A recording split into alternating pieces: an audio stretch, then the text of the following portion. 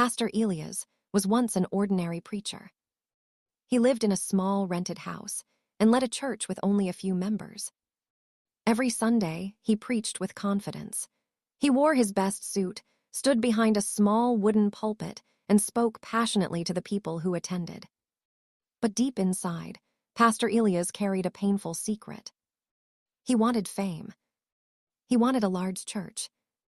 He wanted expensive cars, powerful connections, bodyguards, and millions of Kenyan shillings. He wanted people to mention his name everywhere. But there was one thing he believed he lacked. He had no spiritual anointing. For years, Pastor Elias prayed and waited for miracles to happen. But the church remained small. The offering basket was often almost empty. After every service, he watched other famous pastors on television. Their churches were full. Their names were known across the country. People traveled long distances to attend their services. Pastor Elias became jealous. One evening, after another disappointing service, he sat alone in his office. The church was empty. The chairs were silent. He looked at the small offering on his desk. Then he whispered, "There must be another way." That night, a dangerous idea entered his mind. Instead of waiting for miracles, Pastor Elias decided to create them. A few days later, Pastor Elias secretly met several people. They gathered in a quiet room after dark. He placed money on a table. "I need your help," he told them. The people looked at one another. Then Pastor Elias explained his plan. One man would enter the church, pretending to limp. A woman would sit in a wheelchair. Another man would walk using crutches. A young man would pretend to be blind. "When I pray for you," Pastor Elias said, "you must act as if you have received a miracle." He pointed at the man pretending to be lame. "You will fall to the floor. Then you will stand up, throw away your walking stick, and begin running." The man nodded. Pastor Elias turned to the woman. "You will slowly rise from the wheelchair and begin walking." Then he looked at the young man. "When I touch your eyes, look around and shout, 'I can see, I can see.'" The people agreed. They needed money. And Pastor Elias promised to pay them after every service. The following Sunday, the church was crowded. Pastor Elias stood on the stage wearing a shining white suit. The worship team sang loudly. People prayed and raised their hands. Then the man, pretending to be lame, was brought forward. "Pastor," he cried, "I have not walked properly for many years." Pastor Elias placed his hand on the man's head.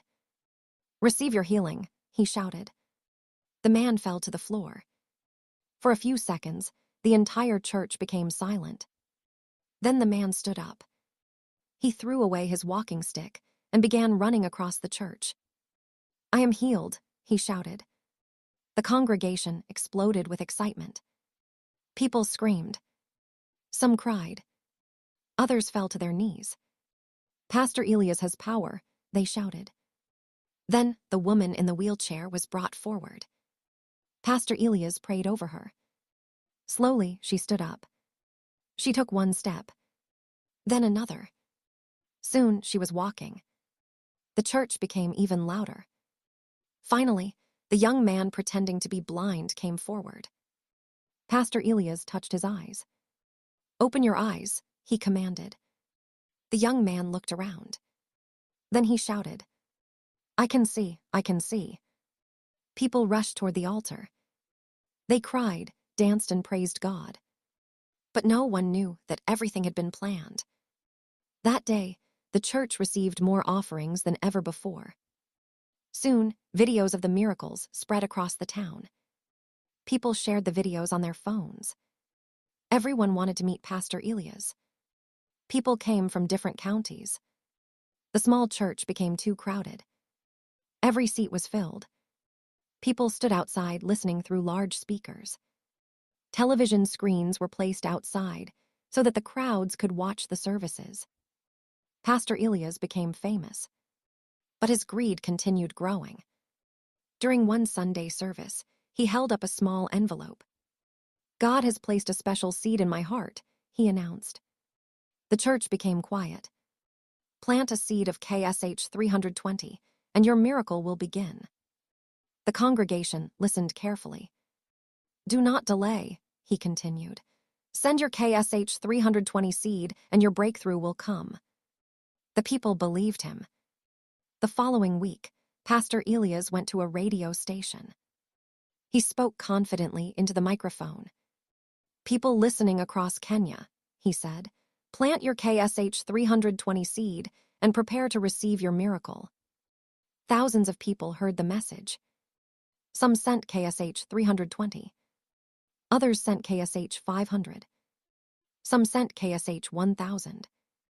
Others sent thousands of shillings. Pastor Elias' M-Pesa phone kept making payment sounds. Notification after notification appeared on the screen. His balance grew every day.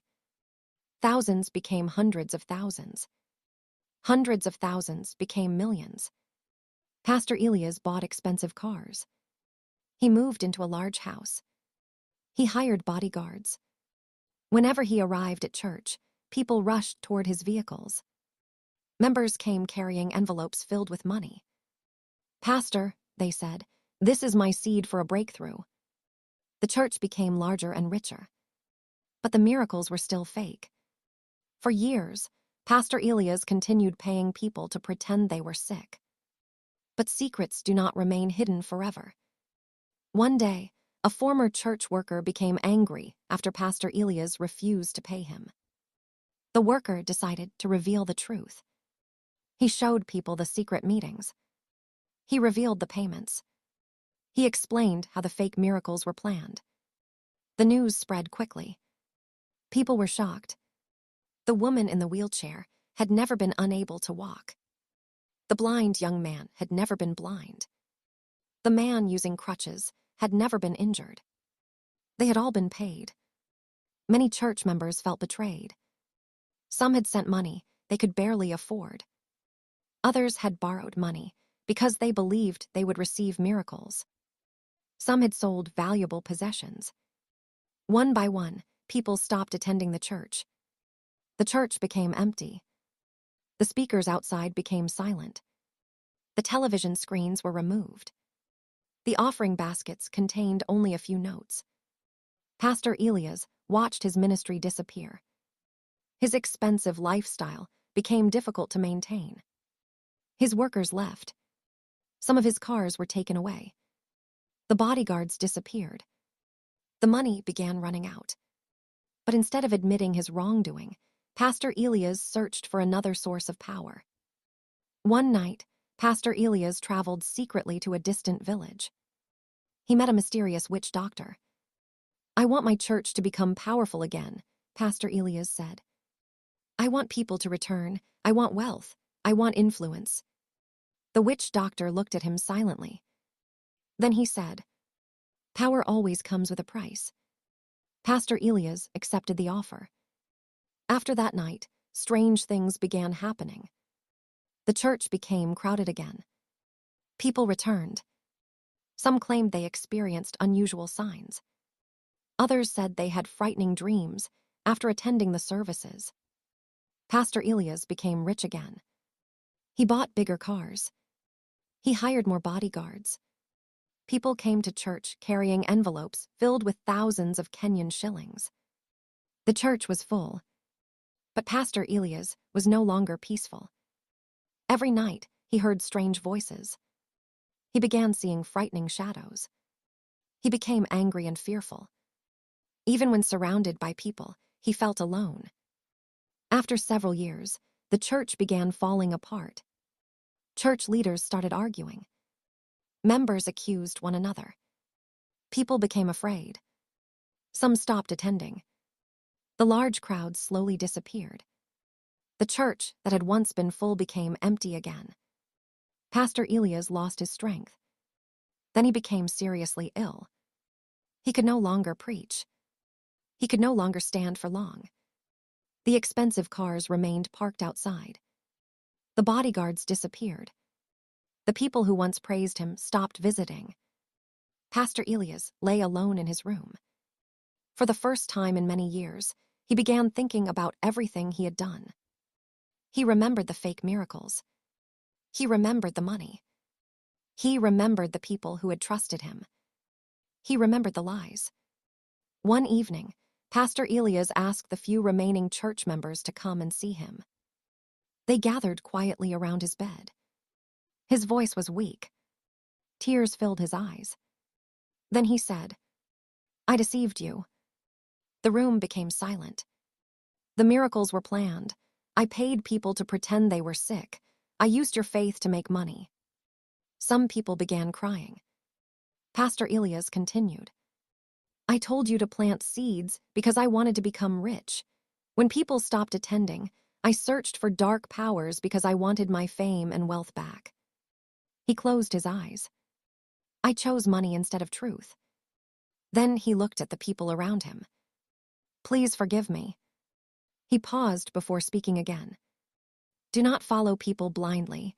Use wisdom. Seek truth. Never allow promises of miracles or wealth to control you." A few days later, Pastor Elias died. The church closed. The large building remained empty. The speakers were silent. The television screens were covered in dust. And the story of Pastor Elias became a warning to many people. A warning that faith should never be used as a business. A warning that miracles should never be staged for money. And a reminder that lies may bring success for a short time, but the truth eventually comes to light.